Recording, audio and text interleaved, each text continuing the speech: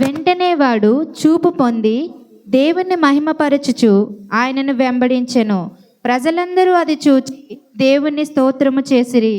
వెంటనే వాడు చూపు పొంది దేవుని మహిమపరచును, ఆయనను వెంబడించెను. ప్రియులారా, యేసుక్రీస్తు ప్రభువారు ఆయన యెరికోకి వెళ్తా ఉన్నాడు. యెరికో పట్టణానికి వెళ్తా ఉన్నాడు. అక్కడ అనేక మంది యేసు ప్రభుని వెంబడిస్తున్నారు. చాలా మంది ఆయన వెనకాతల, కొంతమంది రొట్టెల కోసం వెళ్ళారు, కొంతమంది స్వస్థతల కోసం వెళ్ళారు, కొంతమంది యేసు ప్రభులో ఉన్న మహిమను చూడడానికి వెళ్ళారు, కొంతమంది యేసు ప్రభులో ఉన్నటువంటి జ్ఞానాన్ని చూడడానికి వెళ్ళారు. అసలు కొంతమంది యేసు ప్రభు ఎవరో తెలుసుకోవాలని వెళ్ళారు. యేసు ప్రభుని కొంతమంది విశ్వాసముతో వెంబడించారు, కొంతమంది భక్తితో విశ్వాసముతో వెంబడించారు, కొంతమంది ఆయన దేవుడు అని నమ్మారు, కొంతమంది ఆయన దేవుడు అని నమ్మి వెంబడించారు, కొంతమంది ఎవరో ప్రవక్త మన మధ్యలో నడుస్తున్నాడని వెంబడించారు, కొంతమంది అనగా శాస్త్రులు పరిసయ్యులు అనబడిన వారు కొంతమంది యేసు ప్రభులో లోపము చూడాలని వెంబడించారు. కొంతమంది పరిసయ్యులు యేసు ప్రభుని ఎప్పుడు కూడా నెగిటివ్ కోణంలో చూశారు. ఎప్పుడు యేసు ప్రభుని వేరే విధంగా, యేసు ప్రభు ధర్మశాస్త్రాన్ని బోధిస్తున్నాడు, లేదా యేసు ప్రభు దేవుని యొక్క కుమారుడట, అసలు దేవుడు ఎలాగా మానవ రూపాన్ని దాలుస్తాడని ప్రశ్నార్థకంగా వెంబడించిన వారు కొంతమంది ఉన్నారు. కొన్ని గుంపుల వారు మేలు కొరకు వెంబడిస్తే, కొన్ని గుంపుల వారు తాత్కాలికమైన ఆహారం కొరకు వెంబడిస్తే, కొంతమంది అందులోనూ వాక్యము తెలిసిన వారు అనగా పాత నిబంధన గ్రంథము ధర్మశాస్త్రము తెలిసిన వారిలో కొంతమంది యేసు ప్రభులో లోపము చూడాలని, యేసు ప్రభు ధర్మశాస్త్రానికి వ్యతిరేకంగా మాట్లాడుతున్నాడని, ఆయనలో ఉన్న తప్పు పట్టుకోవాలని కొంతమంది యేసు ప్రభుని వెంబడించారు. ప్రియులారా, ఇలాగున ఒకానొక రోజు యేసు ప్రభు వారు యెరికో పట్టణానికి వెళ్తా ఉన్నాడు. ఆ పట్టణానికి వెళ్తుండినప్పుడు ఆ దారి ప్రక్కన, ఆ ఊరికి వెళ్తున్న దారి ప్రక్కన ఒక వ్యక్తి, చిన్నప్పటి నుంచి బిచ్చమెత్తుకొని బ్రతికే ఒక వ్యక్తి, జీవితమే బిచ్చమెత్తుకునే ఆ పరిస్థితిలో కూర్చొని ఉన్నాడు. 35వ వచనం ఆయన చూడండి, అందరూ చూడండి. ఆయన యెరికో పట్టణమునకు సమీపించినప్పుడు ఒక గ్రుడ్డివాడు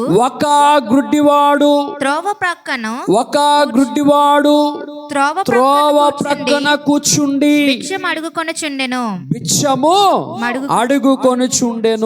ఎక్కడ కూర్చున్నాడండి? త్రోవ పక్కన కూర్చున్నాడు. ఏం చేస్తున్నాడు?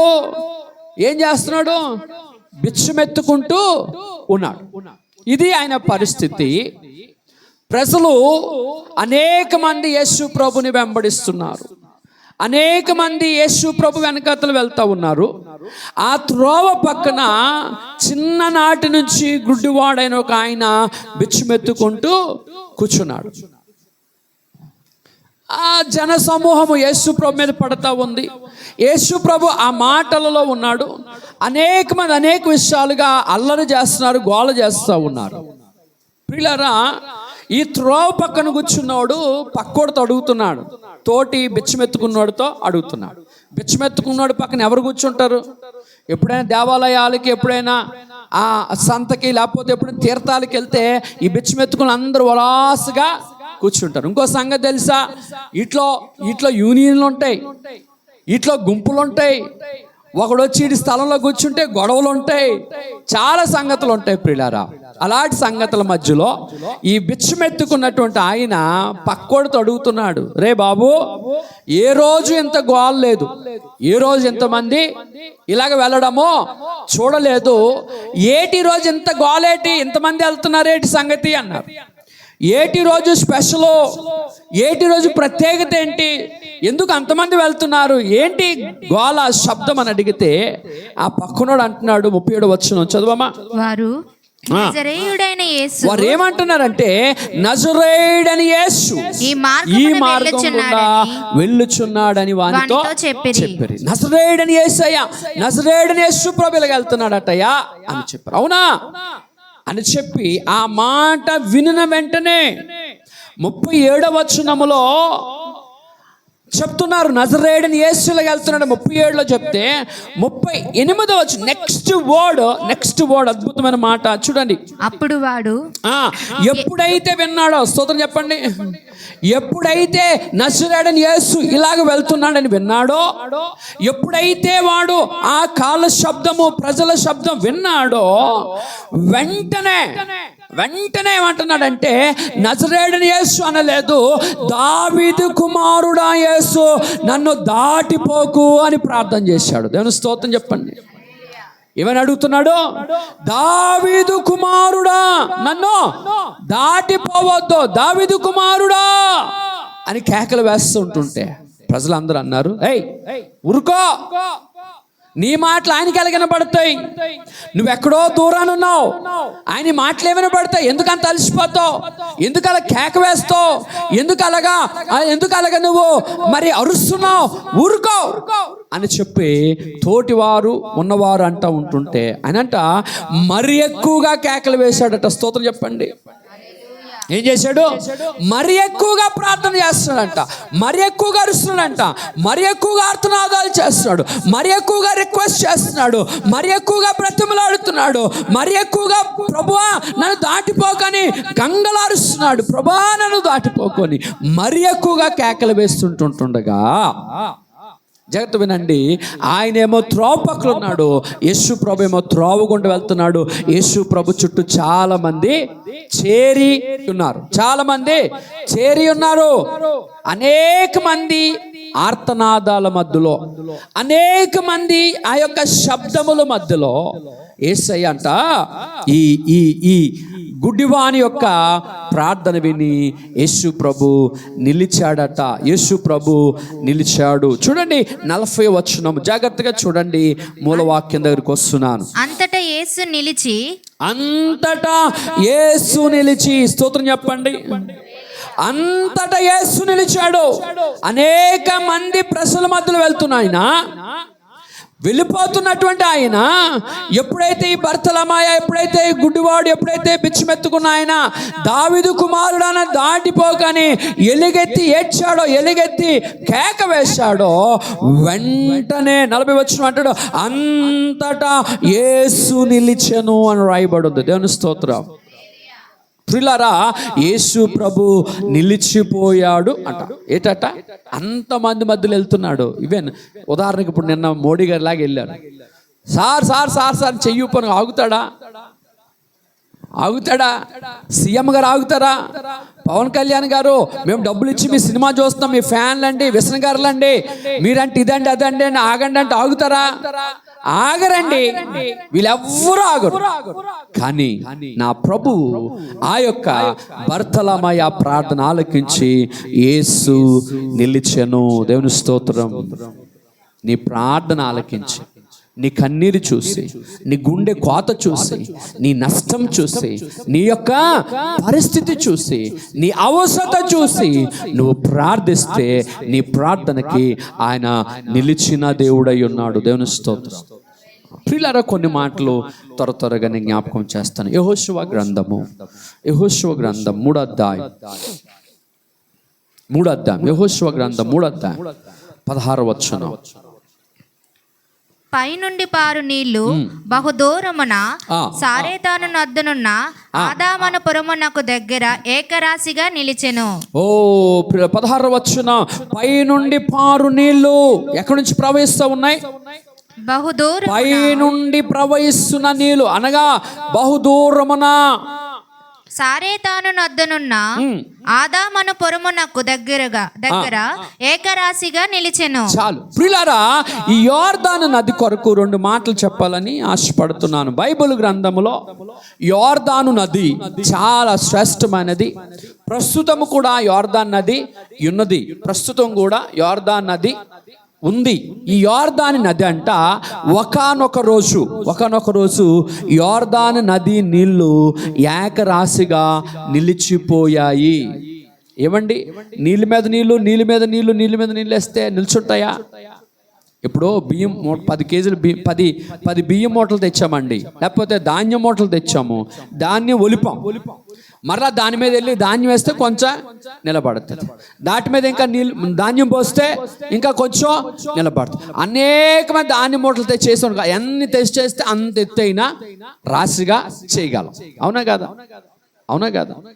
అంతేగాని నీళ్ళు తెచ్చి ఒక కొండ నీళ్ళు తెచ్చి ఆ కొండ నీళ్ళు మళ్ళీ నీళ్ళు పోస్తే 10 కొండలు నీళ్ళు తెచ్చి మళ్ళా 10 కొండల నీళ్ళ మీద నీళ్ళు పోస్తే అవి ఉంటాయా? పోతాయి, నిలబడతాయండి, పోతాయి. బైబిల్లో ఎక్కడా కనబడలేని సంగతి ఏంటంటే నీళ్ళన్నీ కూడా రాశి వలె ఒకే చోట పోసిన నీళ్ళ వలె నిలబడి ఉన్నాయంట. ఏకరాశిగా నిలిచెను. దేవుని స్తోత్రం. నిలిచెను, నీళ్ళు నిలిచిపోయాయి. నీళ్ళు ఏకరాశిగా నిలిచిపోయాయి. ఎందుకు నిలిచిపోయాయో చెప్పాలని ఆశపడుతున్నాను.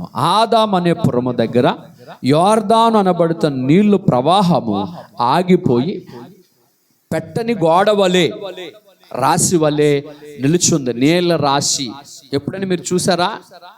సృష్టిలో ఎక్కడైనా జరిగిందా అంటే ఇక్కడ మాత్రమే జరిగింది. ఎందుకు జరిగింది అంటే ఆ దినాన యేసుక్రీస్తు ప్రభు లేదా లోకనాథుడు సర్వాధికారి తండ్రి అయిన దేవుడు తన స్వహస్తాలతో రాసిచ్చిన 2 రాతి పలకలు మందసములో పెట్టబడి.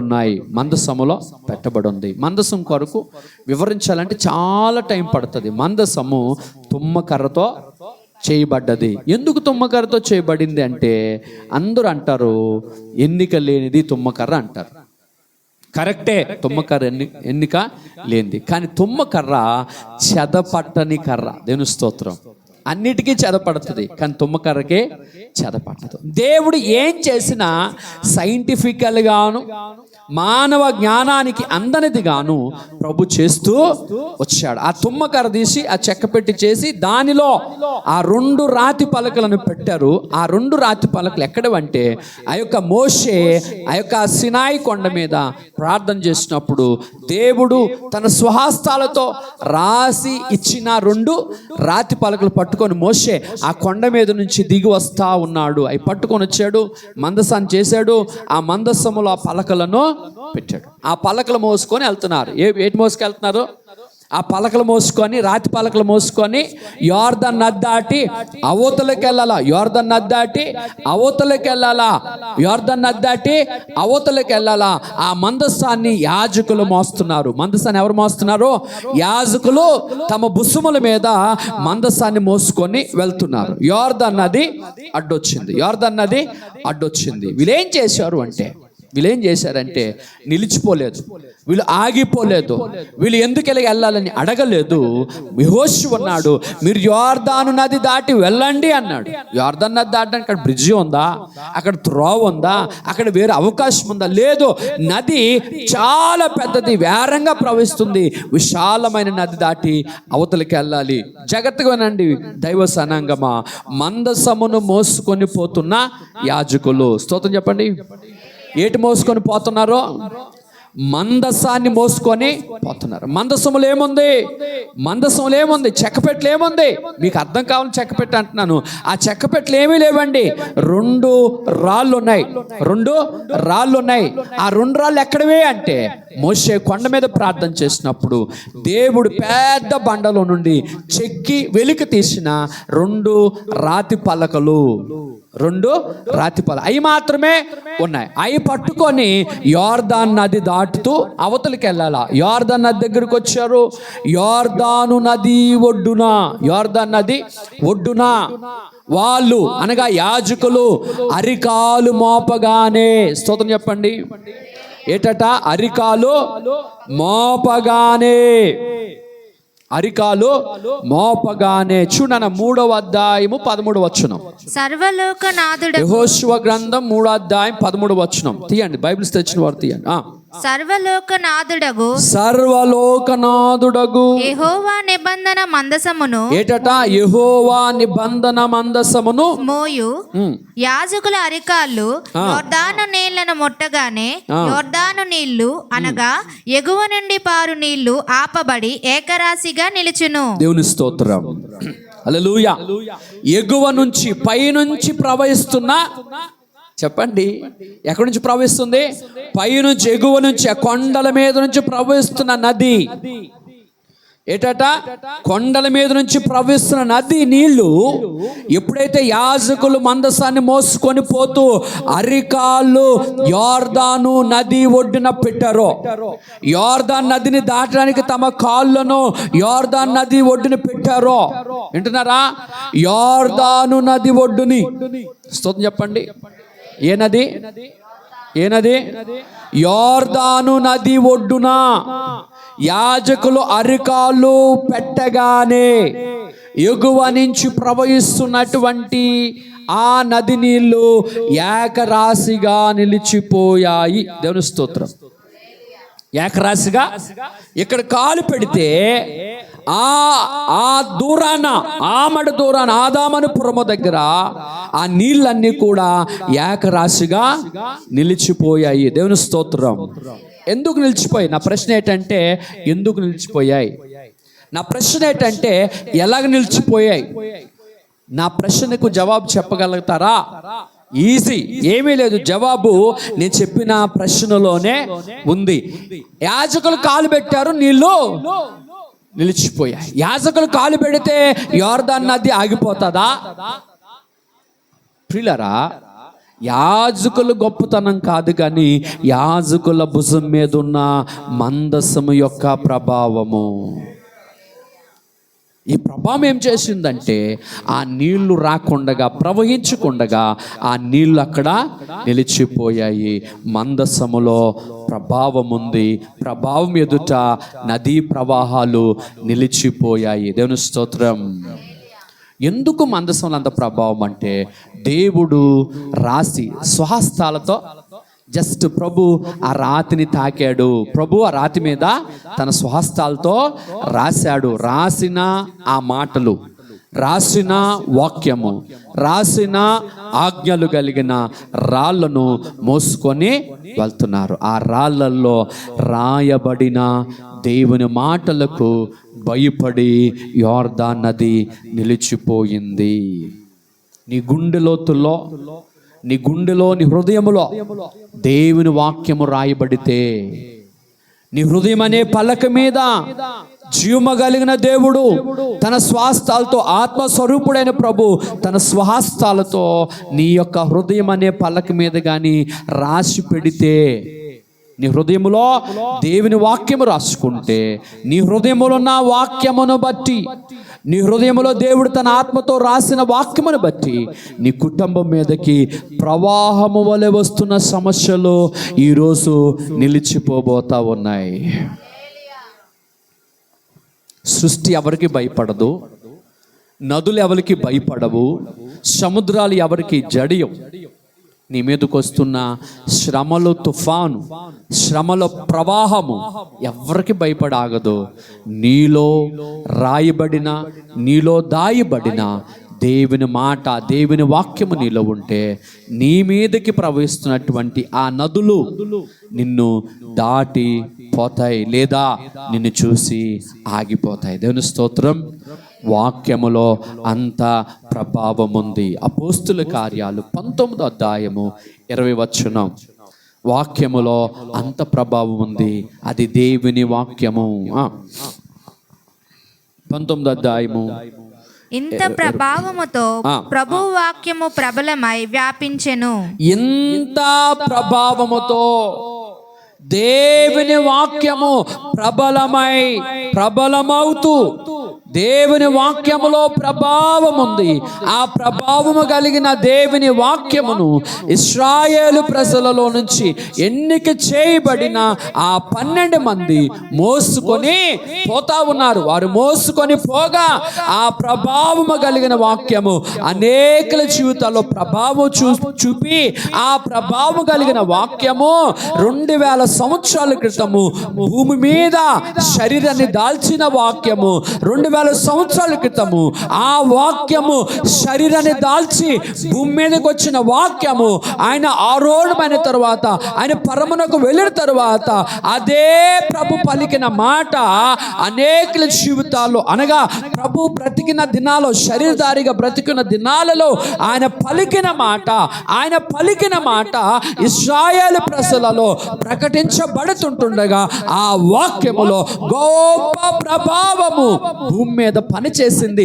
ఆ ప్రభావానికి సాతాను దుర్గాలు అపవాది కట్టుకున్న ఆ కోటలన్నీ కూలిపోయి భూమి మీద 2000 సంవత్సరాల క్రితము యేసుక్రీస్తు ప్రభు యొక్క సువార్త ద్వారా దేవుని రాజ్యము కట్టబడింది. ఆ దేవుని మాటలో ప్రభావం ఉన్నది. దేవునికి స్తోత్రం. మందసములో దేవుని మాటలలో ఉన్న ప్రభావానికి ప్రవహిస్తున్న నది ఏకరాశిగా నిలిచిపోయింది. ఫస్ట్ విషయం. రెండవది మొదటి సమూయేలు గ్రంథము 5వ అధ్యాయం 2-3 వచనాలు 1-2-3 వచనాలు చూడండి. మొదటి సమూయేలు గ్రంథం. ప్రియులారా, వాక్యాన్ని పట్టుకోండి. ఫిలిష్తీయులు దేవుని మందసమును పట్టుకొని ఎబెనేజరు నుండి అష్టోదునకు తీసుకొని వచ్చి దాగోను గుడిలో దాగోను ఎదుట దాని నుంచిరి. అయితే మరునాడు అష్టోదు వారు ప్రాతకాలమందు లేవగా ఇదిగో దాగోను యెహోవా మందసము ఎదుట నేలను బోర్లబడి ఉండెను గనుక వారు దాగోనును లేవనెత్తి వాని స్థానమందు మరలా ఉంచిరి. దేవునికి స్తోత్రం. హల్లెలూయా. ప్రియులారా, ఒకానొక దినాన ఏమైందంటే ఫిలిష్తీయులు అనబడిన దేవుని ప్రజల మీద తిరగబడుతున్న ప్రజలు ఈ మందసాన్ని పట్టుకొని పోయి ఒక గుడిలో ఉంచారు. ఏం పట్టుకెళ్ళిపోయారు? మందసాన్ని పట్టుకొని వెళ్ళి దాగోని గుడిలో దాగోని ఎదుటిగా ఉంచారట. దాగోని గుడిలో ఎలాగుంచారు? ఇటుపక్క పట్టలేదు, అటుపక్క పెట్టలేదు. కానీ ఆ మందసాన్ని తీసుకెళ్ళి దాగోని ఎదురుగా స్తోత్రం చెప్పండి. హల్లెలూయా. ఎక్కడ పెట్టారు దాన్ని? దాగోని గుడిలో తీసుకెళ్ళి ఆ దాగోని గుడిలో దాగోనికి ఎదురుగా మందసాన్ని పెట్టారు. స్తోత్రం చెప్పండి. దాగోని గుడిలోకి తీసుకెళ్ళి దాగోని ఎదురుగా మందసాన్ని పెట్టారు. ఆ మందసము దాగోని వైపు చూస్తుంది, దాగోను దేవత మందసం వైపు చూస్తుంది. స్తోత్రం చెప్పండి. హల్లెలూయా. దేవుడు మీ జీవితాల్లో కార్యాలు చేయాలన్న స్తోత్రం చెప్పండి. మా జీవితాల్లో సాతాను కట్టిన ప్రతి దుర్గం కూలిపోవాలా, అపవాది నిలబెట్టిన ప్రతి శాపపు గోడలు కూలిపోవాలి. మీ జీవితంలో పొరిలి వస్తున్న సమస్యలు ఒకటి పోతుంది, నెక్స్ట్ ఇంకోటి వస్తుంది. ఒక సమస్య వెళ్ళిపోతే ఇంకో సమస్య, దీన్నే ప్రవాహం వల్లే దొరలము అంటారు. అంతే కదా, కొంచెం నీళ్ళు పోతే వెనకాల నీళ్ళు వస్తూనే ఉంటాయి, దానికి ఆనగట్టేసిన దాకా అది వస్తూనే ఉంటుంది. జాగ్రత్త. సమస్యలు ప్రవాహం వల్ల నీ మీదకి పొర్లుతున్నప్పుడు వాటిని ఆపగలిగిన మందసములో ఉన్న దేవుని మాట నీ జీవితం, నీ కుటుంబంలో ఈరోజు వరద వలె, నది వలె ప్రవహిస్తున్న శ్రమలు, సమస్యలు నిలిచిపోవాలంటే ఈరోజు దేవుని వాక్కును నీ హృదయంలో రాసుకొని, వాక్యాన్ని పట్టుకొని ఇంటికి వెళ్ళి వాక్యాన్ని పట్టుకొని ప్రార్థన చేసి, వాక్యాన్ని పట్టుకొని విశ్వాసముతో దేవుని దగ్గర అడిగితే నీ కుటుంబం మీదకి పొంగి పొర్లుతున్న ఆ ప్రవాహపు సమస్యలు ఏకరాశిగా ఉన్న చోటనే నిలిచిపోతాయి. ఆటంతటికి అవే నిలిచిపోతాయి. యాజకులు చెప్పలేదు, యాజకులు అక్కడ మాట్లాడినట్టుగా కనబడట్లేదు, యాజకులు ప్రార్థించినట్లుగా అక్కడ రాయబడలేదు. మౌనంగానే వారు యాత్ర సాగిస్తూ, వారు ప్రయాణాన్ని సాగిస్తూ ఆ మందసాన్ని మోసుకొని వెళ్తున్నారు. అరికాళ్ళు యోర్దాను నది ఒడ్డున పెట్టారు, అంతే. యోర్దాను నది ఒడ్డున పెట్టగానే పైనుంచి వస్తున్న నీళ్లు అక్కడే నిలిచిపోయాయి. దేవుని స్తోత్రం. వాక్యాన్ని పట్టుకొని ఇంటికెళ్ళు, వాక్యాన్ని పట్టుకొని సమస్యలోకి వెళ్ళు, వాక్యాన్ని పట్టి ప్రార్థన చేయి. వాక్యమే నీకు ఆధారము, నీ పాదములకు దీపము, నీ త్రోవలకు వెలుగుగా వాక్యాన్ని పెట్టుకొని నడుస్తూ ఉంటే ఆ వాక్యం ఏం చేస్తంటే, నువ్వు చీకట్లో వెళ్తున్నప్పుడు ఆ వాక్యము నీకు వెలుగుగా ఉంటుంది. శ్రమల గుండా వెళ్తున్నప్పుడు ఆ వాక్యం నీకు ఏం చేస్తంటే, ఆ శ్రమల సమస్యలను, పరిస్థితులను ఆ వాక్యమే నీ మీదకి రాకుండా ఆపగలిగిన శక్తి కలిగినది దేవుని వాక్యం. మందసాన్ని పట్టుకొని పో, ఆ మందసం నీ ఇంట్లో స్థాపించు. ప్రార్థనా మందసాలు, ప్రార్థనా బలిపీఠాలు, ప్రార్థనా సహవాసాలు, ఉపవాస ప్రార్థనలు, కన్నిటి ప్రార్థనలు, సంగముగా ప్రార్థన, సహవాసముగా ప్రార్థన చేస్తే మందసము అక్కడ స్థిరపరచబడుతుంది. ఆ మందస ప్రభావానికి నీ మీద ప్రవహిస్తున్నటువంటి శ్రమలు, సమస్యలు పొంగి పారుతున్నవే. చాలా మంది నాకు చెప్తున్న విషయం ఏంటంటే, ఇదిగోండి పాస్టర్ గారు ఈ సమస్య పోయిందండి, స్తోత్రం. మళ్ళా కొద్ది రోజుల తర్వాత వచ్చి, పాస్టర్ గారు ఇంకో సమస్య వచ్చిందండి, అదైపోవడం చూశాను.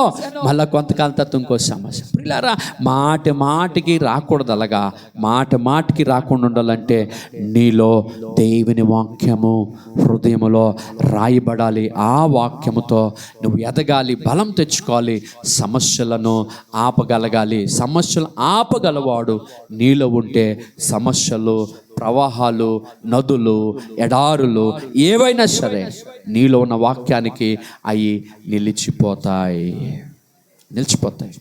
మందసాన్ని చూసి నది నిలిచిపోయింది, మందసములో ఉన్న దేవుని మాటను చూసి అవి నిలిచిపోయాయి. పిల్లరా, ఒక్కొక్కసారి పరిస్థితులకు ఎదురుగా నిలబడతాయి, పరిస్థితుల్లో నీకు ఎదురుగా నిలబడతాయి. దావీదు, గొలియాతు తెలుసు స్టోరీ. దావీదు యుద్ధభూములు ఉన్నాడు, యుద్ధభూములు ఉన్న దావీదుకి ఎదురుగా గొలియాతు బల సంపన్నుడు, బలం గలవాడు నిల్చుంటున్నాడు. ఏయ్, నువ్వెంతటోడు అని దావీదుని అంటున్నాడు. దావీదు అంటున్నాడు, నేను కాదయ్యా, నేను యుద్ధం చేయను, నాకు బలం లేదు, నాకు శక్తి లేదు, నేను అసమర్థుడినే అంటూ ఒక మాట అంటాడు. యుద్ధము నాది కాదు, యుద్ధము నా దేవుడు చేస్తాడు. హల్లెలూయా. ఎవరు చేస్తారు? దేవుడిని పక్షంగా యుద్ధం చేయాలి. దేవుడు మన పక్షంగా యుద్ధం చేస్తే శత్రువు ఎంత పెద్దోడైనా, ఎంత పెద్ద సమస్యని ఎదుట నిలబడినా ఆ సమస్య, గోలియాతు ఎలా పడ్డాడో తెలుసా? గోలియాతు కూడా బోర్ల పడ్డాడంట. బోర్ల పడ్డాడు. నువ్వు రాయిసుడు గట్టిగా ఇంత పెద్ద రాయిసుడు కొట్టావు అనుకో, వెనక పడతారా ముందుకు పడతారా? ఇప్పుడు నేను తోసాను అనుకో, ఎట్టి పడతారు చెప్పండి? వెనక పడతారు ముందుకు పడతారు? నేను ఇలా తోసాను, ఎటు పడతారు? వెనక్కే పడతారు. కానీ దావీదు ఎదురుగా గోలియాతు ఉన్నాడు. గోలియాతు బోర్లా పడ్డాడు. స్తోత్రం చెప్పండి. బోర్లా పడ్డాడు. చాలా మంది భక్తులు చెప్తున్న మాట ఏంటంటే, యుద్ధం యెహోవాది అన్నాడు కదా. దావీదు ఎప్పుడైతే యుద్ధం యెహోవాది అన్నాడో, దేవాది దేవుడు యుద్ధభూమిలోకి వచ్చి గోలియాతుకి వెనక భాగం, దీన్ని ఏమంటారు, కొత్త మీద కొట్టాడు. స్తోత్రం చెప్పండి. ఎక్కడ కొట్టాడు? తపాలను దేవుడు గోలియాతు కొత్త మీద కొడితే గోలియాతు బోర్ల పడ్డాడు. దేవుని స్తోత్రం. దావీదు, గోలియాతు. నీవు సమస్య. దాగోను మందసం ఎదుట దాగోను ప్రతిమ నిటారుగా నిలబడింది. ఎలా నిలబడింది? నువ్వెంత అన్నట్టు నిలబడింది. మందస్సంలో ఉన్న దేవుని వాక్యము అలాగనే ఉంది. తెల్లారుజామున వచ్చారు ఫిలిష్తీయులు, తెల్లారుజామున వస్తే ఆ మందస్సం ఎదుట సాష్టాంగ పడి ఉంది దాగోను. దేవుని స్తోత్రం. హల్లెలూయా. ఇది మందసం, ఇది దాగోను, అది మందస్సం. రాత్రి అయ్యింది. తెల్లవారుజామున వచ్చి చూశారు మందస్సము. నాకు అర్థమైన సంగతి ఏంటంటే, మందస్సము యొక్క 4 కాళ్ళ దగ్గర మందసానికున్న 4 కాళ్ళ దగ్గర దాగోను యొక్క తల పెట్టబడి ఉంది. ఇలా పెట్టింది, బోర్ల పడ్డది.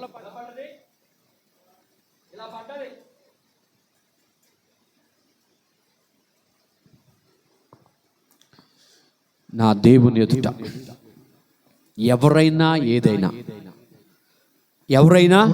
ఏదైనా నా దేవుని ప్రభావం ఎదుట సాష్టాంగ పడవలసినదే. సాష్టాంగ పడవలసిన రోజు రాబోతా ఉంది. నువ్వే శ్రమ గుండా, ఏ సమస్య గుండా వెళ్ళినా నా దేవుని వాక్యము నీలో ఉంటే నీ ముందున్నది ఎంత కొండైనా, ఎంత నది అయినా, ఎంత పెద్ద విగ్రహం అయినా, ఎంత పెద్ద సమస్య అయినా, ఎంతటి పెద్దటి గోలియాత్ అయినా, ఎంతటి పెద్ద దాగోనైనా, ఎంతటి పెద్ద నది అయినటువంటి యోర్దాన్ అయినా సరే, నీలోనున్న దేవుని వాక్యం ఎదుట అవి సాష్టాంగ పడవలసిన, బోర్ల పడవలసిన రోజులు రాబోతా ఉన్నాయి. ధైర్యం తెచ్చుకో. మనలో ఉన్నవాడట, మనతో ఉన్నవాడట లోకములో ఉన్నవానికంటే శక్తిమంతుడు, లోకములో ఉన్నవానికంటే బలవంతుడు, లోకములో ఉన్నవానికంటే జ్ఞానవంతుడు, లోకములో ఉన్నవానికంటే సమర్థుడు, లోకంలో ఉన్నవానికంటే అధిక బల సంపన్నుడై ఉన్నాడు. నీలో ఉన్న ప్రభు, నీలో ఉన్న వాక్యము ఏం చేయగలదంటే ప్రకృతిని మార్చగలదు. నీలో ఉన్న వాక్యము నదులను ఆపగలదు. నీలో ఉన్న వాక్యము సమస్యని ఆపగలదు. నీలో ఉన్న వాక్యము నీ శత్రువు అయిన గోలియాతు లాంటి వాడు ఎంత పెద్దోడైనా సరే నీ ఎదుట నీ శత్రువులను నీ దేవుడు నేలమట్టుగా సాష్టాంగ పడువారుగా చేయగలడా? నీ శత్రువు నీ దగ్గరికి వచ్చి తలదించుకునే రోజు రాగలదు. బైబిల్ ఒక మాట ఉంటుంది, దేవుడు మా పక్షముగుండగా, దేవుడు మాతోనుండగా, దేవుడు మాలో ఉండగా, దేవుడు మా పక్షముగా మాలో ఉండగా, మాతో ఉండగా మాకు విరోధి ఎవడో లేడు. విరోధమైన సమస్యలు ఏవి లేవు.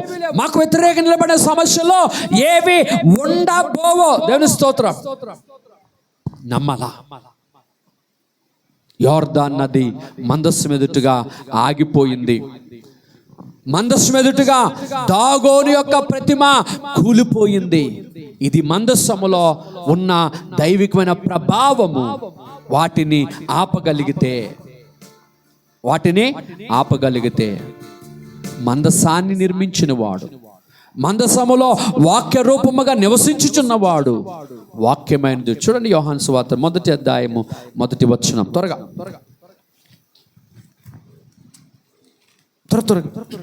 యోహాను సువార్త 1వ అధ్యాయం 1వ వచనం. ఆదియందు వాక్యముండెను, వాక్యము దేవుని యొద్ద ఉండెను, వాక్యము దేవుడై ఉండెను. ఆయన ఆదియందు దేవుని యొద్ద ఉండెను, సమస్తమును ఆయన మూలముగా కలిగెను. 14వ వచనం. ఆ వాక్యము శరీరధారి అయి కృపా సత్య సంపూర్ణుడుగా మన మధ్యన నివసించెను. దేవుని స్తోత్రం. ఆ వాక్యము శరీరాన్ని దాల్చింది. మందసములో ఉన్న దేవుని మాట, పలికిన దేవుని మాట, ప్రకటించబడిన దేవుని మాట, ఆది నుంచి మాట్లాడుచున్నవాడు, అన్నవాడు, ఉన్నవాడు అయినటువంటి ఆయన ఆ మాట ఏం చేసిందంటే శరీరాన్ని దాల్చింది.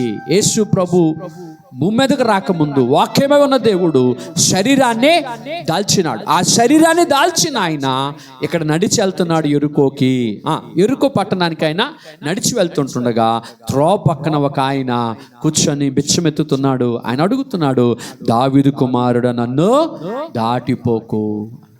ప్రియులారా, వాక్యం మిమ్మల్ని దాటిపోతే, వాక్యం మిమ్మల్ని మించి వెళ్ళిపోతే, వాక్యం మీకు అర్థం కాకపోతే, వాక్యములో ప్రభావాన్ని మీరు చూడకపోతే సమస్యలు ఎప్పుడూ సమస్యలుగానే ఉండిపోతాయి.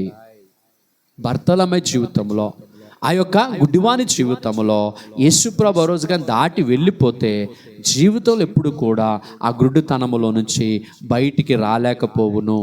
అంతేకాదు బిచ్చమెత్తుకునే స్థితిలోనే, చేచాచే స్థితిలోనే ఉండిపోవును. ఇంకోటి, ఎప్పుడు అదే చోట్ల ఉన్నాడంట, ఎప్పుడు అదే చోట్ల కూర్చుండేవాడంట, ఆ ఉన్న చోటనే ఉండిపోదుడు. అంతేకాదు రోజు ఒక గొంగలు కప్పుకొని వచ్చేవాడంట. బిచ్చమెత్తుకుని చూసారా, మాసిపోయిన బట్టలు, మాసిపోయిన దుప్పటే, చేతిలో చిన్న గిన్నె, ఎందుకంటే తినడానికి ఆకలి కదా, కప్పుకోవడానికి మాసిపోయినటువంటి దుప్పటి, చిరిగిపోయిన దుప్పటి, చిరిగిపోయిన ఆ బట్టలు అదే స్థితిలో అనేక సంవత్సరాలు బట్టి ఉన్నాడు. ఆ దుప్పటి కప్పుకొనే ఉన్నాడు. ఎప్పుడైతే యేసు ప్రభు అతను పిలిచాడో, యేసు ప్రభు ఎప్పుడైతే అతను పిలిచాడో, ఆడట యవనస్తుడట, ఎప్పుడైతే యేసు ప్రభు అతను పిలిచాడో ఆ యవనస్తుడంట దిగ్గున లేచాడట. దేవుని స్తోత్రం. ఉన్న స్థితిలో నుంచి వెంటనే, ఉన్న స్థానంలోంచి వెంటనే లేచాడట. ఉన్న స్థానంలో వెంటనే లేచాడు, దిగ్గున లేచాడు. ఆయనని పిలుస్తున్నాడు, రావయ్యా అంటే వాళ్ళతో పాటు యేసు ప్రభు దగ్గరికి వెళ్ళాడు. దిగ్గున లేచాడు అంటూ రాయబడింది ఒక చోట. ఆయన పై వస్త్రమును పడివేశాడు, పై వస్త్రాన్ని పడివేశాడు, పై వస్త్రాన్ని విసిరివేశాడు.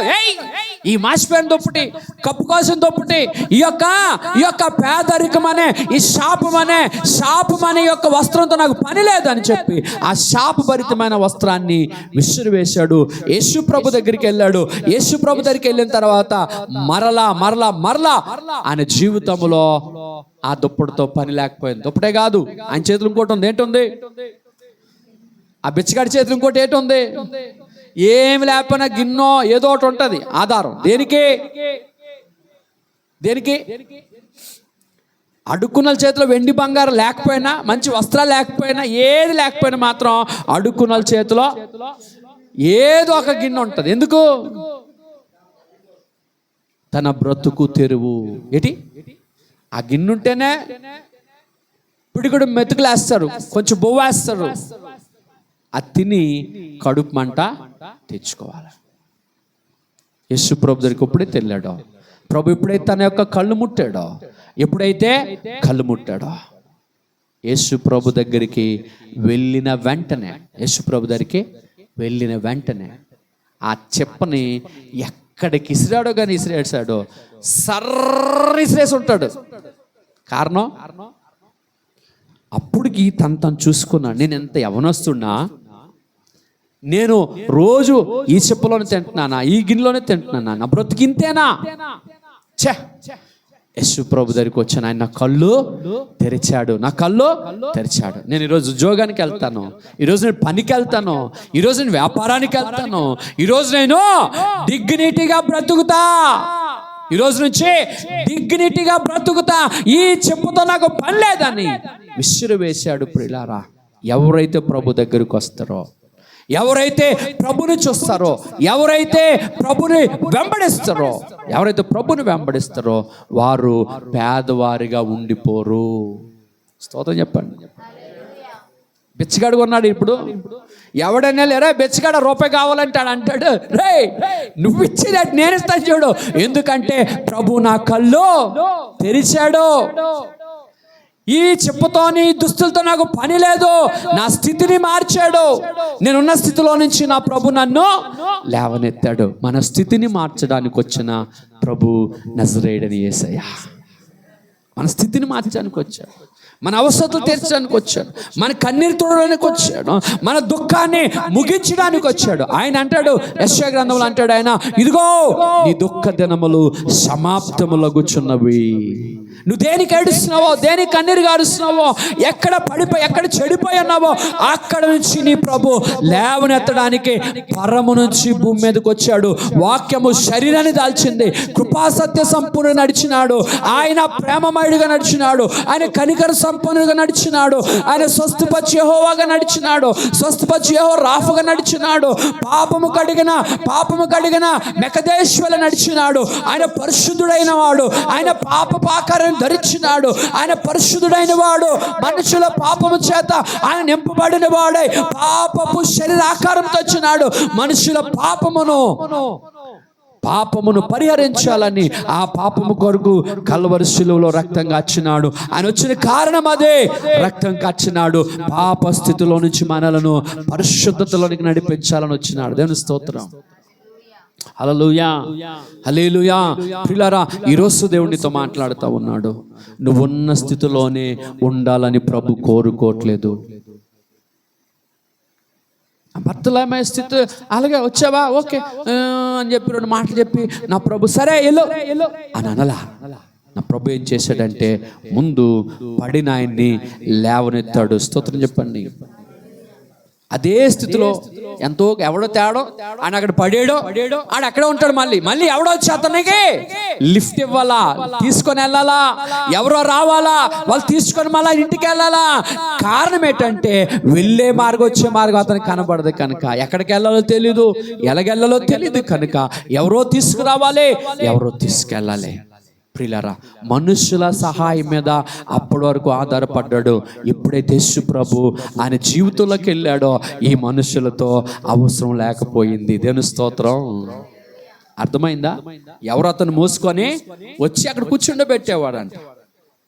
ఇప్పుడు మనుషుల సహాయము అవసరం లేకపోయింది. రెండోది, వస్త్రము హోదాకి, వస్త్రము డిగ్నిటీకి గుర్తు. వస్త్రము, ఆయన కప్పుకున్న వస్త్రము ఆయన స్థితిని తెలియచేస్తుంది. ఎప్పుడైనా మీరు రైల్వే స్టేషన్లో కానీ కాంప్లెక్స్లో కానీ చలికాలంలో, ఏ కాలంలో, చలికాలంలో 11-12 గంటల టైంలో కానీ మీరు వెళ్తే చాలామంది మనకు కనబడతారు. మాసిపోయిన దుప్పటో, మాసిపోయిన చీరో కప్పుకొని ఆ చలికి వణుకుపోతూ కనబడతారు. చూసినప్పుడు జాలి అనిపిస్తుంది. ఏదో చిన్నదో పెద్దదో సహాయం చేస్తాం. మనం చేసే సహాయం అంతే ఉంటుంది. మనం అంతకంటే ఏం చేయగలమా? చెప్పండి, ఏం చేయగలం? మనం ఏం సాయం చేయగలం? వస్తే ఒక 100 రూపాయలు దుప్పట్టుకొని ఇవ్వగలం, లేకపోతే 200 రూపాయలు దుప్పట్టుకొని ఇవ్వగలం. ఆ దుప్పటితో బ్రతుకంతా బ్రతికేస్తాడా? చెప్పండి, బ్రతుకంతా బ్రతికాడు. ఆయన యేసు ప్రభు దగ్గరికి వచ్చినప్పుడు దుప్పటి కప్పుకొని వణికిపోతూ దుప్పటి కప్పుకొని యేసు ప్రభు దగ్గరికి వచ్చాడు. యేసు ప్రభు ఏం చేశాడంటే ఆ వ్యక్తి కప్పుకొని వచ్చిన ఆ దుప్పటిని తీసి యేసు ప్రభు పారవేశాడు. యేసు ప్రభు మీద ఉన్న ఆ వస్త్రాన్ని, ఏ వస్త్రం అది? పరిశుద్ధత అనే వస్త్రాన్ని, నీతి అనే వస్త్రాన్ని, యథార్థత అనే వస్త్రాన్ని యేసు ప్రభు ఏం చేశాడంటే ఆ బర్తలమేకి కప్పాడు. పాత వస్త్రంతో నీకు పని లేదయ్యా అని చెప్పి అతనిని స్వస్థపరిచాడు. దేవుని స్తోత్రం. రెండవ అవసరత ఆయనకి ఆ స్థితికి గుర్తైన, ఆ పేదరికానికి గుర్తైన వస్త్రము, ఆ దారిద్ర్యానికి గుర్తైనటువంటి ఆ వస్త్రము, పాపానికి గుర్తైనటువంటి ఆ వస్త్రము, ఆ పాప వస్త్రం, దారిద్ర్యం అనబడుతున్న వస్త్రముతో ఆ భర్తలమ్మాయికి అవసరము లేకపోయింది. దేవుని స్తోత్రం చెప్పండి. మరలా దాంతో అవసరం ఉందా?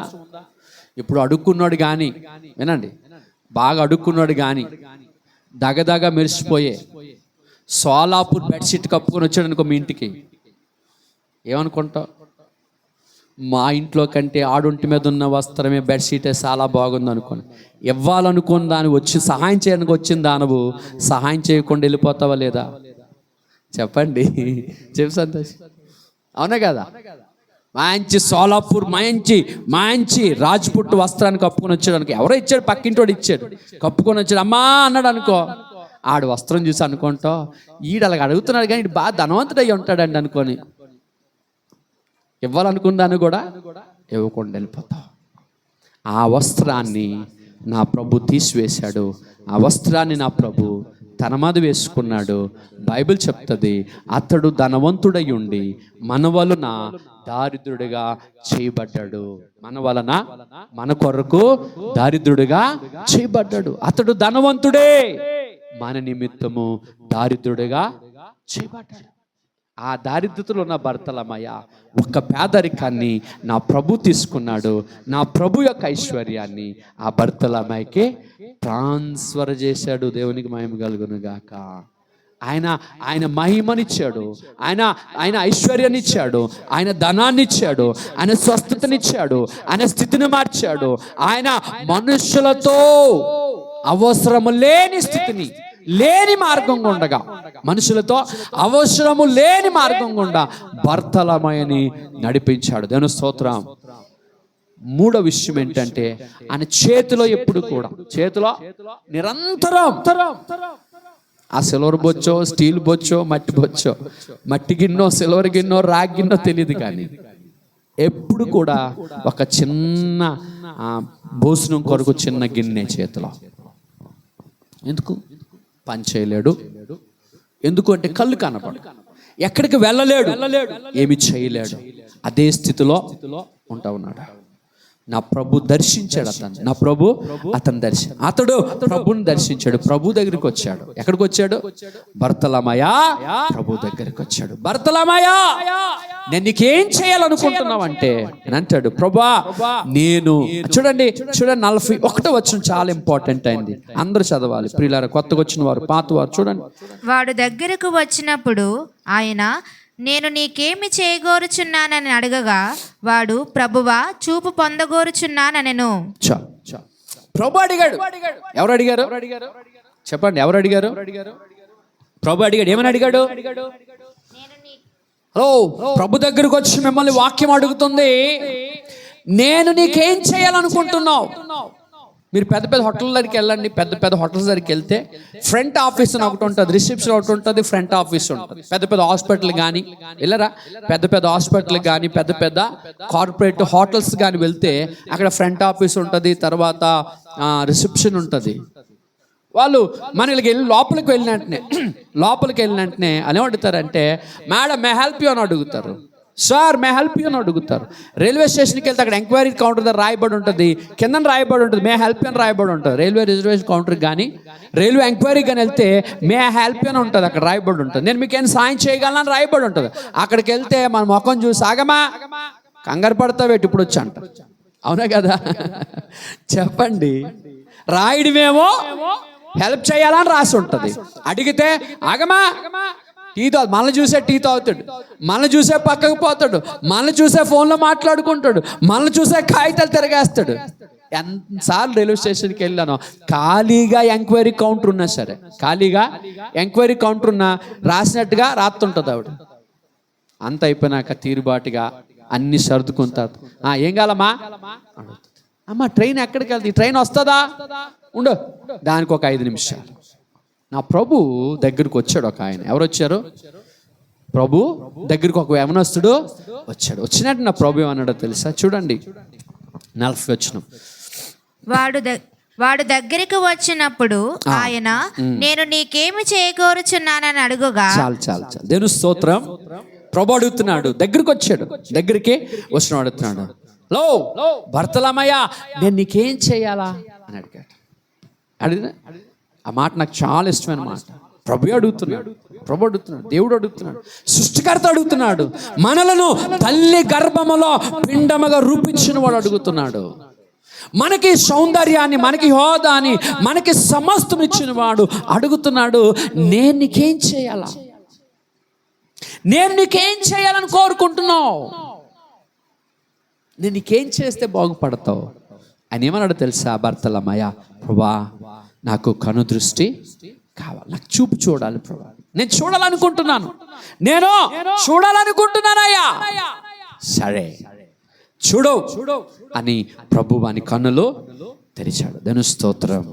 ప్రభు ఆయన కన్నులు తెరిచాడు. ప్రియులారా, సృష్టిలోనే అద్భుతమైన, ఆశ్చర్యకరమైన అదృష్టవంతుడు ఎవరంటే ఈ బర్తలమయ్య.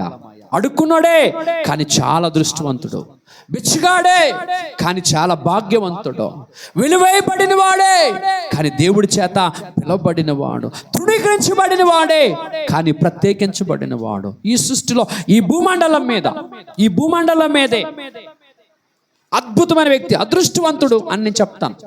ఎందుకంటే అడుక్కున్నాడు అదృష్టవంతుడు ఎలాగయ్యాడండి నువ్వు అడగొచ్చు. గుడ్డోడు నీకు ఎలాగయ్యా పాస్టర్ గారు అదృష్టవంతుడు నీకు కనబడని అడగొచ్చు. ఎప్పుడైతే ఆ వ్యక్తి ప్రభు దగ్గరికి వచ్చాడు, చేత వినండి, ఎప్పుడైతే ప్రభు దగ్గరికి వచ్చాడో, ఎప్పుడైతే ఆ గుడ్డివాడి ప్రభు దగ్గరికి వచ్చాడో, ఎప్పుడైతే ప్రభు ఆయనను దర్శించాడో, ఎప్పుడైతే ప్రభు ఆయనతో మాట్లాడాడో, గుడ్డివాని కన్నులో తెరబడ్డాయి. అదృష్టవంతుడు. ఎందుకు శంకర్ ఫౌండేషన్ ఐ హాస్పిటల్కి వెళ్తే పాడైపోయిన కళ్ళు బాగు చేయరా? విశాఖ ఐ హాస్పిటల్కి వెళ్తే కళ్ళు బాగు చేయరా? గవర్నమెంట్ రేషనల్ ఐ హాస్పిటల్కి వెళ్తే బాగు చేయరా? బోల్డ్ అగర్వాల్ ఐ హాస్పిటల్ ఉందంట, వెళ్తే బాగు చేయరా? బాగు చేస్తారండి, డబ్బులు ఇస్తే బాగు చేస్తారు. కొత్త కృత్రిమ కళ్ళు పెట్టవచ్చు, లేకపోతే ఎవరో తీసిన కళ్ళు పెట్టవచ్చు, పర్వాలే బాగు చేస్తారు. నువ్వెంత డబ్బులు ఇస్తే అంత మంచిగా బాగు చేస్తారు. అర్థమవుతుందా? ఇతను కూడా బాగు చేయొచ్చు, కానీ అదృష్టవంతులు కాడండి. కానీ ఆ బర్తలమయ్య, ఆ బిచ్చిగాడు భాగ్యవంతుడు. ఫస్ట్ టైం యేసు ప్రభు అతని కళ్ళునే ముట్టాడు. కళ్ళు తెరవబడ్డాయి. కళ్ళు తెరిచిన వెంటనే జీవితంలో మొట్టమొదటిసారిగా కళ్ళు తెరవబడినప్పుడు సృష్టికర్తను చూసిన వ్యక్తి ప్రపంచంలో ఈ వ్యక్తి. మనం మన తల్లిని చూస్తాం, మనం మన తండ్రిని చూస్తాం, ఎవరు అందుబాటులో ఉంటారో ఒక్కొక్కసారి నర్సుని చూస్తాం, హాస్పిటల్లో డాక్టర్ని చూస్తాము, లేకపోతే ఆయన్ని చూసామేమో. పుట్టిన వెంటనే కళ్ళు తెరిచిన తర్వాత మనం ఎవరో ఒకరిని చూస్తుంటాం, ఏదో ఒకటి చూస్తుంటాం. కానీ వ్యక్తి కళ్ళు తెరవబడిన మొట్టమొదటిసారి జీవితంలో కళ్ళు తెరవబడినప్పుడు భూమికి ఆకాశానికి సృష్టికర్త అయిన ప్రభువుని చూశాడు. భాగ్యవంతుడా కాదా, అదృష్టవంతుడా కాదా? ఈయనలాంటి జీవితం ఎవ్వరికి దొరకలేదు. అంత గొప్ప కృప దేవుడు ఆయనకి చూపించాడు. దేవుని స్తోత్రం. హల్లెలూయా, హల్లెలూయా, హల్లెలూయా. అర్థమవుతుందా? ప్రభు దగ్గరికి వచ్చాడు, వస్త్రంతో పని లేకుండా పోయింది. ప్రభు దగ్గరికి వచ్చాడు, చేతిలో పట్టుకున్న గిన్నెతో పని లేకుండా పోయింది. ప్రభు దగ్గరికి వచ్చాడు, ఉన్న స్థితిలో నుంచి లేవనెత్తబడ్డాడు. ప్రభు దగ్గరికి వచ్చాడు, మనుష్యుల సహాయము అవసరం లేకపోయింది. ప్రభు దగ్గరికి వచ్చాడు, ప్రభుని మొట్టమొదటిసారిగా చూశాడు. ప్రభు దగ్గరికి వచ్చాడు, తన అడ్రస్ మారిపోయింది. రోజు అక్కడ అడుక్కున్నాడు ఉన్నాడు. జాగ్రత్త వినండి, లాస్ట్ ఇంపార్టెంట్ పాయింట్ చెప్పి ముగిస్తాను. పరిశుద్ధాత్మ దేవుడు చూపిస్తా ఉన్నాడు. రోజు ఇప్పుడు మీరు ఎక్కడ గుడికి కానీ, ఎక్కడైనా రోడ్డుకి కానీ, ఎక్కడ బస్ స్టాప్కి కానీ వెళ్తే రోజు అక్కడ అడుక్కున్న వ్యక్తి కానీ ఉన్నాడు అనుకోండి, నీకు కూడా ఏదో ఒక రోజు ఏదో ఒకటి సహాయం చేయాలని అనిపిస్తుందా లేదా? చెప్పండి. ఇప్పుడు ఇక్కడ బస్ స్టాప్ ఉంది, అక్కడ రోజు అడుక్కున్న వ్యక్తి ఎవరు కనబడుతున్నారు, నువ్వు రోజు పాప మాత్రం దృష్టిలో పెట్టుకోకుండా వెళ్ళిపోతున్నావు. ఏదో ఒక రోజు చెప్పండి, ఏదో ఒక రోజు నీకు కూడా ఏదో ఒకటి చేయాలనిపిస్తుంది. అనిపించదా? చెప్పండి, అనిపిస్తుంది కదా, చేయాలనిపిస్తుంది. ఆ బర్తలమయ యేసుప్రభుకి దగ్గరికి వెళ్ళిన రోజు, ఆ తర్వాత రోజు వెళ్ళిన ఆ రోజు కాకుండా ఆ తర్వాత రోజు వినండి, ఆ తర్వాత రోజు అక్కడ ఒక బిచ్చగాడు ఉంటాడని ఆ చుట్టుపక్కల లేదా ఆ గ్రామంలో ఎవరో అనుకొని సహాయం చేద్దామని ఏ వస్తువో, ఏ యొక్క డబ్బులో, లేకపోతే ఏ బట్టలో, ఏ తిండో పట్టుకొని వచ్చి చూశారు అనుకుందాం. వచ్చి చూస్తే ఆ భర్తల మనబడుతున్న గుడ్డివాడు ఆ స్థలములో లేకపోతే తీసుకొచ్చిన వ్యక్తి ఏమనుకొని ఉంటాడు? చెప్పండి. రోజు ఇక్కడ అడుక్కున్నాడు, కూర్చున్నాడు కదా, నేనేదో పండుకాయ తీసుకుని వచ్చాను పెడదామని చెప్పి సాయం చేద్దాం, బట్టో బువ్వ తెచ్చాను పెడదాం సాయం చేద్దాం వచ్చాను. తీరా ఈ రోజు వస్తే ఇక్కడ లేడు అంటే ఆ వ్యక్తి ఏమనుకుని ఉంటాడు? తీసుకొచ్చిన వ్యక్తి ఏమనుకుని ఉంటాడు? తీసుకొచ్చే వ్యక్తి ఏమని అనుకొని ఉంటాడు? ఒకవేళ అడుక్కోవడానికి వేరొక చోటకి వెళ్ళాడేమో అనుకుంటాడు. అంతేనా కాదా? వేరే చోటకి వెళ్ళిపోయాడేమో. వేరొక చోటకి వెళ్ళలేదు. దేవుడు వేరొక చోటుతో అవసరము లేకుండా ప్రభాని జీవితంలో కార్యం చేశాడు. వేరే చోట కూర్చోవాల్సిన అవసరమో లేకుండా ప్రభు చేశాడు. ప్రియ దైవ జనాంగమా, నువ్వు ప్రభు దగ్గరకు వస్తే ఫస్ట్ది మనుష్యులు మోసుకొని వెళ్ళాల్సిన మనుషుల సహాయము అవసరము లేదు. స్తోత్రం చెప్పండి. మనుషుల సహాయము అవసరము లేదు. రెండవది, నువ్వు ప్రభు దగ్గరకు వస్తే నువ్వు కప్పుకున్న పాత వస్త్రము లేదా పాపపు వస్త్రము లేదా నీ స్థితిని చూపించే, నీ పేదరికాన్ని, ఐశ్వర్యాన్ని చూపించగలిగిన, నీ హోదాని చూపించగలిగిన ఆ వస్త్రముతో ఇక మీదటికి పని ఉండదు. నీ వస్త్రాన్ని ఆయన తీసుకున్నాడు. ఆయన మీద కప్పుకున్నటువంటి ఆ మహిమ వస్త్రాన్ని ప్రభు నీకు కప్పాలని ఆయన భూమి మీదకి దిగొచ్చాడు. నాలుగవది చేతిలో ఉన్నటువంటి బ్రతుకు తెరువు అనబడుతున్న చిప్ప. అదేంటది? బ్రతుకు తెరువు, ఆకలి మంట తెచ్చుకోవడానికి పట్టుకున్న చిన్న గిన్నె పాత్ర. ప్రభు దగ్గరికి వస్తే ఆ చిన్న పాత్రతో పని లేదు, అవసరము లేదు. ఇప్పుడు కళ్ళు తెరవబడ్డాయి, వెళ్తున్నాడు, పని చేసుకుంటున్నాడు, ఉద్యోగం చేస్తున్నాడు. ఆయనే ఆయనే ఆయనే ఆ భర్తలం అనబడుతున్న గుడ్డివాడే ఆకలితున్న వారికి సహాయం చేసే స్థాయికి దేవుడు ఎత్తాడు ఆయన్ని. ఆకలి తలమటించేవాడు కదా. ఆ గిన్నెతో సంబంధం, గిన్నెతో స్నేహం ఎన్ని సంవత్సరాలు? 35 లేదా 40 సంవత్సరాలు. అదే గిన్నె, అదే బట్ట, అదే స్థలం, అదే చోటులో, అదే మనుషుల అవసరం ఉన్నాడు. ఎప్పుడైతే ప్రభు దగ్గరికి వచ్చాడో భర్తలమయ ఆ స్థలములో లేడు. ఆ యొక్క కూర్చున్న స్థితిలో లేడు, ఉన్న స్థితిలో లేడు. ప్రభు ఏం చేశాడంటే ఆ స్థితిని ఉన్నతమైన స్థితిగా మార్చినాడు. హల్లెలూయా. నీ స్థితిని మార్చడానికి వచ్చిన వాడు నా ప్రభు. మరుసటి రోజు వెళ్ళి అడుగుతున్నాడు, అయ్యా ఇక్కడ ఒక ఆయన ఉన్నాడు ఏది అని అడిగాడు. ఇక్కడ ఒక ఆయన ఇక్కడ రోజు అడుక్కున్నాను కూర్చున్నవాడు ఏడే? ఇంకేటయ్యా? పక్కోడు చెప్తున్నాడు, ఇంకేటే? ఎందుకంటే అక్కడ కూర్చుంటాడు, అక్కడ కూర్చోాల్సిన అవసరం ఆడికడి పట్టింది అంటే ఏమైంది ఏంటి అన్నాడు. ఏమైంది ఏంటంటావేటయ్యా? నీకు తెలీదా? ఆ భర్తలమయ జీవితంలో నజరేయుడైన యేసు ప్రవేశించాడు అని చెప్పాడు. దాని స్తోత్రం. నేను చెప్తుంది మీకు అర్థమవుతుందా? అడుక్కున్నా నేను కూర్చున్నాడు.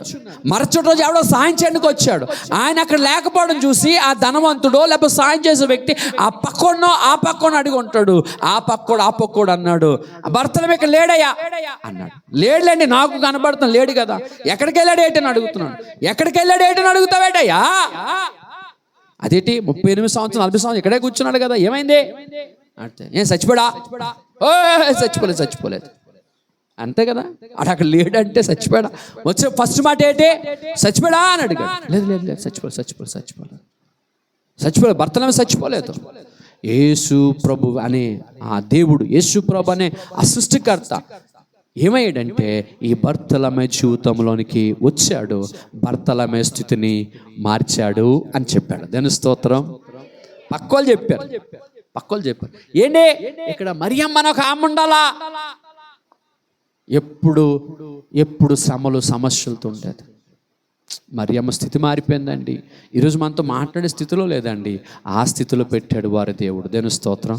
భర్తలమయ స్థితిని మార్చిన వాడు నజరేయుడైన యేసయ్య. దేని స్తోత్రం. నీ స్థితిని, నా స్థితిని, నీ అడ్రస్ని, నా అడ్రస్ని, మనుషుల వలన వస్తున్న నీ జీవితంలో వస్తున్న మనుషుల సహాయం వ్యర్థం. నీ స్థితిని, నా స్థితిని, నా స్థాయిని, నీ స్థాయిని మార్చడానికి వచ్చిన మరణాన్ని జయించిన వాడు నజరేయుడైన యేసయ్య. హల్లెలూయా. ప్రియరా, వాక్యంలో ప్రభావం ఉంది, వాక్యంలో శక్తి ఉంది, వాక్యములో మహిమ ఉన్నది. ఆ వాక్యాన్ని పట్టుకుంటే అది నిన్ను వెలిగిస్తూ, నీ స్థితిని మారుస్తూ, నీ తలరాతను మారుస్తూ, నీ కన్నీటిని తుడుస్తూ, ఎవరి వైపు చూడకుండా, దేని వైపు చూడకుండా ఆయన వైపు చూసి నడిస్తే అద్భుతాలు, ఆశ్చర్యకార్యాలు మన బ్రతుకులో ఖచ్చితంగా జరుగుతాయి. జరిగించడానికి వచ్చిన వాడు నా ప్రభు. హల్లెలూయా. పిల్లరా, ముగిస్తున్నాను. మందసములో రాళ్ళ మీద రాయబడిన వాక్యములోనే అంత ప్రభావం ఉంటే ఆ వాక్యము శరీరాన్ని దాల్చి భర్తలమే జీవితంలోకి వెళ్ళింది. కనుకనే భర్తలమే జీవితాన్ని శరీరాన్ని దాల్చిన వాక్యము గొప్ప ప్రభావము చూపించి భర్తలమే స్థితిగతులను మార్చివేసింది. ప్రభు దగ్గరికి ఎవరు వస్తారో, ముగిస్తున్నాను. ప్రభు దగ్గరికి ఎవరు వస్తారో, ఏ స్థితిలో వస్తారో, ఏ అవస్థలు వస్తారో, ఏ నష్టంలో కష్టంలో వస్తారో, దేని గుండా వచ్చినా సరే మన స్థితిని మార్చగలవాడు నజరేయుడైన యేసయ్య. ఆయన మారుస్తాడు. నమ్ముదాం. ఈ వచ్చే వారానికి నువ్వు విశ్వాసంతో ప్రార్థన చేసుకుంటూ ప్రభా అని చెప్పి ఆయన వైపు చూస్తూ నడిస్తే, వారం వెంబడి వారం ఆయన వైపు చూస్తూ నడిస్తే ఖచ్చితంగా దేవుని కన్నిటిని తుడిచి, నీ స్థితిని మార్చి, నిన్ను బాగు చేసి, నిన్ను దీవించి, నిన్ను ఫలాభివృద్ధి చేసి, నీ స్థానంలో మనుషుల యొక్క అవసరం అన్నిటి జీవితంలోంచి తీసివేసి దేవుడే అడుగుతా ఉన్నాడు, నేను నీకు ఏ విధంగా సహాయము చేయగలను. ప్రభుత్వం నేను ఏ విధంగా సహాయం చేయగలను? బర్తలమె జీవితంలో అన్ని రంగాల్లో అన్ని విధాల సహాయం చేసినటువంటి ఆయన యేసయ్య. దేవుని స్తోత్రం.